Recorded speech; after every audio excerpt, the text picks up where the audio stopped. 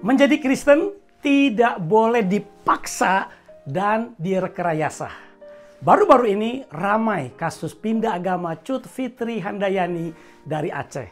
Tentu kasus ini memiliki narasi masing-masing yang berbeda dari kedua belah pihak. Demikian juga dari para netizen.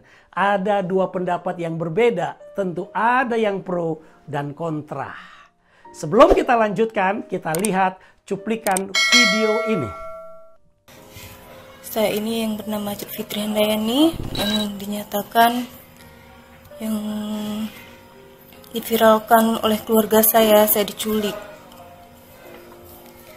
Semua itu tidak benar dan itu semua keinginan saya. Tapi dimimpikan, bukan dipaksa. Tuhan Yesus lah yang membawa Pit kemari, Kak.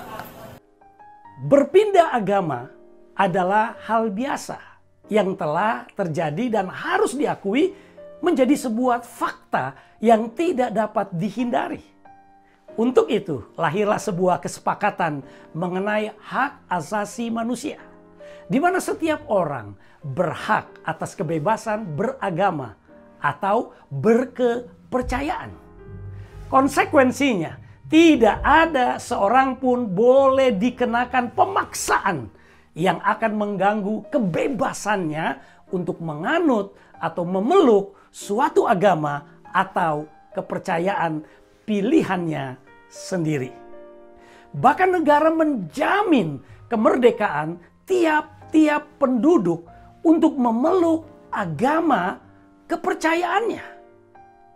Bagaimana orang bisa menjadi Kristen? Kristen artinya pengikut Kristus, dari kata bahasa Belanda Christen. Pertama kalinya itu disebut di dalam Kisah Para Rasul 11 ayat 26. Percaya bahwa Yesus adalah Sang Mesias yang dinubuatkan di dalam Alkitab Perjanjian Lama. Agama Kristen adalah agama Abrahamik, monoteistik, berasaskan riwayat dan ajaran hidup Tuhan Yesus Kristus. Inti sari ajarannya percaya bahwa Yesus Kristus telah mati di atas kayu salib, dikuburkan dan bangkit pada hari ketiga di antara orang mati, kemudian naik ke surga dan berjanji akan datang kembali untuk kedua kalinya, menjemput orang-orang yang percaya kepadanya.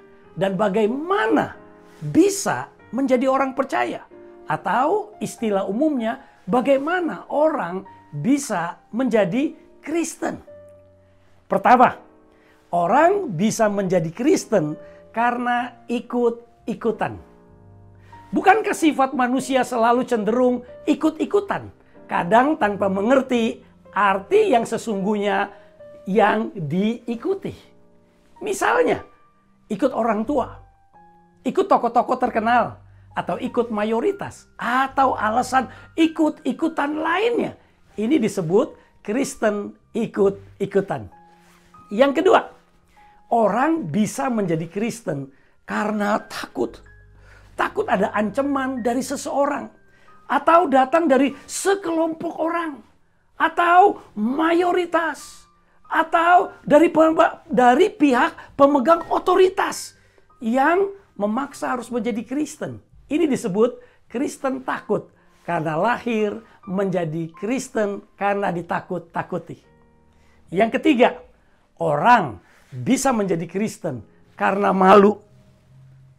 Karena malu sama orang tua, malu sama mayoritas, malu sama tokoh-tokoh pemimpin dan lainnya.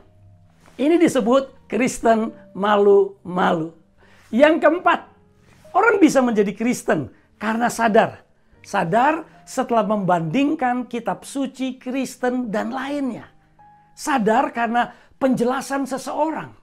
Sadar setelah melihat fakta dan bukti bahwa ajaran Kristen penuh kasih dan kebenaran dan tanpa kekerasan. Ini disebut Kristen sadar.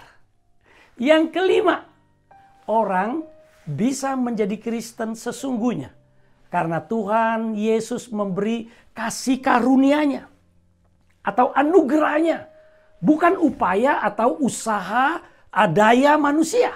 Efesus 2 ayat 8 dan 9. Dan juga Tuhan berfirman, aku yang memilih kamu dan bukan kamu manusia yang memilih aku.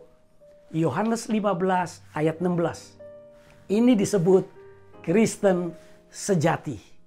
Jadi kasus Cut Fitri Handayani, apapun alasannya, beliau menjadi Kristen hanya beliau yang tahu.